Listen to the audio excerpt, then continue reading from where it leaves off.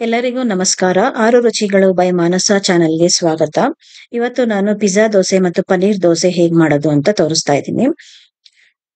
ಇದು ತುಂಬಾ ರುಚಿಕರವಾಗಿರುತ್ತೆ. ಮಕ್ಕಳಿಗಂತೂ ತುಂಬಾ ಇಷ್ಟ ಆಗುತ್ತೆ. ಮಕ್ಕಳೇ ಅಂತಲ್ಲ, ದೊಡ್ಡವ್ರಿಗೂನು ತುಂಬಾ ಇಷ್ಟ ಆಗುತ್ತೆ. ಮಕ್ಕಳು ಒಂದ್ ದೋಸೆ ತಿನ್ನೋ ಕಡೆ 2-3 ದೋಸೆನ ತಿಂತಾರೆ ಇದನ್ನ ಮಾಡಿದ್ರೆ. ಮನೆನಲ್ಲಿ ಒಂದ್ಸಲ ಎಲ್ಲಾರು ಟ್ರೈ ಮಾಡಿ ನೋಡಿ. ಹೊಸಬ್ರು ನನ್ನ ಚಾನೆಲ್‌ನ ನೋಡ್ತಾ ಇದ್ರೆ ತಪ್ಪದೆ ಇವಾಗ ಸಬ್ಸ್ಕ್ರೈಬ್ ಮಾಡ್ಕೊಳ್ಳಿ. ಹಾಗೆ ಬೆಲ್ ಐಕಾನ್ ಕೂಡ ಪ್ರೆಸ್ ಮಾಡಿ. ನನ್ನ ಹೊಸ ರೆಸಿಪಿಗಳು ನಿಮ್ಗೆ ಅಪ್ಡೇಟ್ ಆಗುತ್ತೆ. ಈ ರೆಸಿಪಿನ ಮತ್ತೆ ಮರೀದೆ ಮನೆಯಲ್ಲಿ ಟ್ರೈ ಮಾಡಿ ನೋಡಿ. ಇವಾಗ ಇದಕ್ಕೆ ಏನೇನ್ ಇಂಗ್ರೀಡಿಯೆಂಟ್ಸ್ ಬೇಕು ನೋಡೋಣ ಬನ್ನಿ. ಆನಿಯನ್ 10 ತಗೊಂಡಿದ್ದೀನಿ ನಾನು. ಇದು ಒಂದು 5 ಜನಕ್ಕೆ ಆಗುವಷ್ಟು. ಟೊಮ್ಯಾಟೊ 10 ಮತ್ತೆ ಕೊರಿಯಂಡರ್ ಹ್ಯಾಂಡ್ಫುಲ್ ಮತ್ತೆ ಪನ್ನೀರು 200 ಗ್ರಾಮ್ಸ್ ಎಲ್ಲಾನು ಸ್ಮ್ಯಾಶ್ ಮಾಡಿ ಇಟ್ಕೊಂಡಿದ್ದೀನಿ ಇದನ್ನ. ಮತ್ತೆ ಕ್ಯಾಪ್ಸಿಕಮ್ ದೊಡ್ಡದು ಒಂದು ಕ್ಯಾಪ್ಸಿಕಮ್. ಮತ್ತೆ ಮಸಾಲ ಅದಕ್ಕೆ ಬೇಕಾಗಿರೋದು ಪಾವ್ ಭಾಜಿ ಮಸಾಲ 4 ಸ್ಪೂನು, ಸಾಲ್ಟ್ ಟೇಸ್ಟ್‌ಗೆ ತಕ್ಕಂತ ನಿಮ್ಗೆ ಎಷ್ಟು ಬೇಕೋ ಅಷ್ಟು ಹಾಕೊಳ್ಳಿ. ಮತ್ತೆ ಟರ್ಮರಿಕ್ ಅರಶಿನ 1 ಸ್ಪೂನು, ಚಿಲ್ಲಿ ಪೌಡರ್ 2 ಸ್ಪೂನು. ಇದಿಷ್ಟು ಮಸಾಲಾ ಐಟಮ್ಸ್. ಮತ್ತೆ ಇವಾಗ ಇದಕ್ಕೆ ಏನೇನ್ ಬೇಕು ಫ್ರೈ ಮಾಡ್ಕೊಳ್ಳೋಣ ಬನ್ನಿ. ಇದಕ್ಕೆ ಬಟರೇ ಹಾಕ್ಬೇಕು. ಬಟರ್ ಇಲ್ಲ ಅಂದ್ರೆ ತುಪ್ಪ ಹಾಕಿದ್ರೂ ಸರಿ. ಇಲ್ಲ ಅಂದ್ರೆ ಎಣ್ಣೆ ಹಾಕಿದ್ರೆ ಟೇಸ್ಟ್ ಚೆನ್ನಾಗಿ ಬರಲ್ಲ ಅಷ್ಟು. ನಾನು 2 ಸ್ಪೂನ್ ಅಷ್ಟು ಬಟರ್ ಹಾಕೊಂಡಿದ್ದೀನಿ. ಅದಕ್ಕೆ ಆನಿಯನ್ ಕಟ್ ಮಾಡಿಟ್ಟಿರೋ 10 ಆನಿಯನ್. ಇದೊಂದು 4-5 ಜನಕ್ಕೆ ಆಗುತ್ತೆ.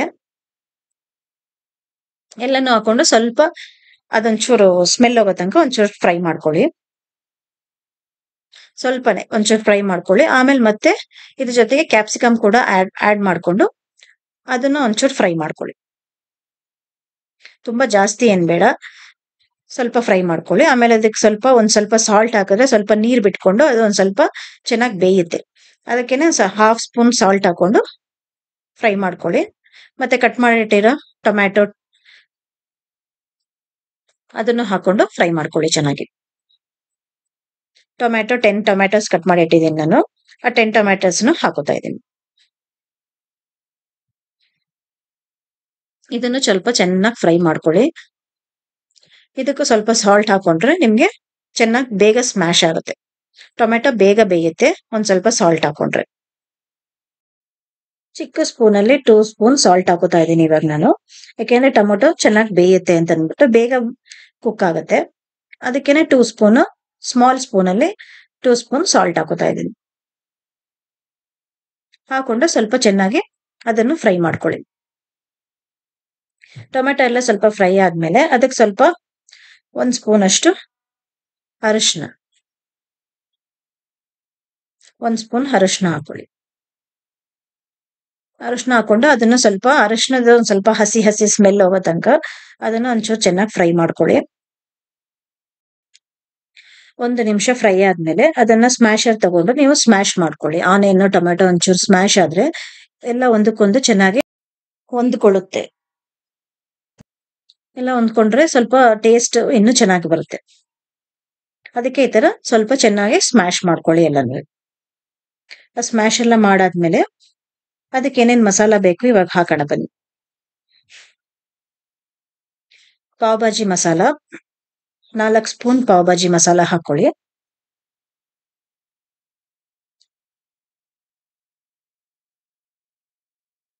4 ಸ್ಪೂನ್ ಅಷ್ಟು. ಆಮೇಲೆ ಚಿಲ್ಲಿ ಪೌಡರ್. ಇದು ಪಾವ್ ಭಾಜಿ ಮಸಾಲ ನೀವು ಯಾವ್ದು ಬೇಕಾದ್ರೂ ತಗೋಬಹುದು. MTR ಬರುತ್ತೆ. ನಾನು MTR ಪಾವ್ ಭಾಜಿ ಮಸಾಲ ಯೂಸ್ ಮಾಡ್ತಾ ಇದ್ದೀನಿ. ಆಮೇಲೆ ಚಿಲ್ಲಿ ಪೌಡರ್ ಅಷ್ಟೇ 2 ಟೇಬಲ್ ಸ್ಪೂನ್ ಚಿಲ್ಲಿ ಪೌಡರ್. ಮತ್ತೆ ಪನ್ನೀರ್ ಸ್ಮ್ಯಾಶ್ ಮಾಡಿರೋ ಪನ್ನೀರ್ನು ಹಾಕೊಂಡು ಆಮೇಲೆ ಕಟ್ ಮಾಡಿ ಇಟ್ಕೊಂಡಿರೋ ಕೊತ್ತಂಬರಿ ಸೊಪ್ಪನ್ನು ಕೂಡ ಅದಕ್ಕೆ ಇವಾಗ್ಲೇ ಆಡ್ ಮಾಡ್ಕೊಂಡ್ಬಿಡಿ.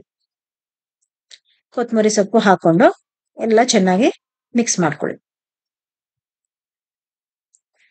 ಇವಾಗ ಅದೆಲ್ಲಾನು ಸ್ವಲ್ಪ ಮಸಾಲ ಅದು ಹಸಿ ಸ್ಮೆಲ್ ಹೋಗೋ ತನಕ ಚೆನ್ನಾಗಿ ಎಲ್ಲಾನು ಫ್ರೈ ಮಾಡ್ಕೊಳ್ಳಿ. ತರ ಎಲ್ಲ ಮಿಕ್ಸ್ ಮಾಡ್ಕೊಂಡು ಪನ್ನೀರ್ ಸ್ವಲ್ಪ ಟೇಸ್ಟ್ ನೋಡಿ. ಪನ್ನೀರ್ ಎಲ್ಲಾನು ಸ್ವಲ್ಪ ಚೆನ್ನಾಗಿ ಬೆಂದಿದ್ರೆ ಅದನ್ನ ಎಲ್ಲ ಮಿಕ್ಸ್ ಮಾಡಾದ್ಮೇಲೆ ಫ್ರೈ ಮಾಡಾದ್ಮೇಲೆ ಇವಾಗ ದೋಸೆ ಹೇಗ್ ಮಾಡೋದು ಅಂತ ಅಂದ್ಬಿಟ್ಟು ನೋಡೋಣ ಬನ್ನಿ. ಇವಾಗೆಲ್ಲ ಇದು ರೆಡಿ ಆಗಿದೆ ನೋಡಿ. ದೋಸಾ ಬ್ಯಾಟರ್ ನಾನು ಆಲ್ರೆಡಿ ರೆಡಿ ಮಾಡಿ ಇಟ್ಕೊಂಡಿದ್ದೀನಿ.